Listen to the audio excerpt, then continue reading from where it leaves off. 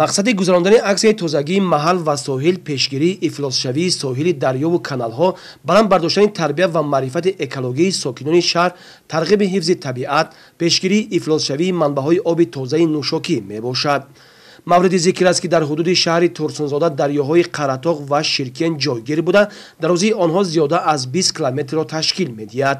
дар баробари он ки тавассути ин дарёҳо ба заминҳои кишоварзӣ обёрӣ карда мешавад, баъзе минтақаҳои аҳолинишин оби ин дарёҳоро ҳамчун оби тозаи нӯшокӣ истифода мебаранд. аз ин хотир тоза намудани соҳили ҷӯю каналҳо ва дарёҳои минтақа аз партовҳои истеҳсолию маишӣ кафили саломатии ҷомеа мебошад.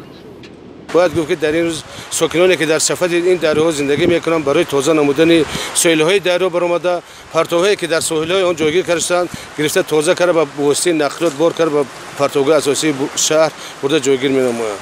باید گفت که این اکسیا همه وقت در ساحل‌های دریای قره‌طاغ و شیرکند و ساحل‌های کانال جوی زابرها گذرانده می‌شود و اون پرتوهایی که حاصل می‌شود به واسطه نقلیات بار کرده برده جایگیر کرده می‌شود. همین را گفتنی است که ساکنان شهر تورسنزودا برای سلامتی مردم، چون که میدونند که این تازگی این گروه سلامتی میباشد و جوی زهبور و صفت راه و جوی‌ها را تازه مینمایند و از پرتوها تازه نموده سهم خود را میگذارند.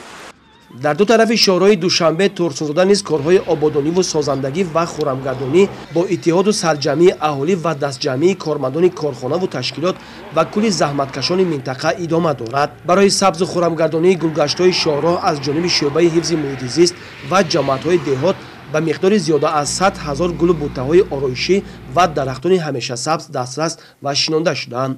ба гуфтаи масъулин аксияи тозагии маҳалу соҳил минбаъд ҳар рӯзҳои истироҳат гузаронда мешавад.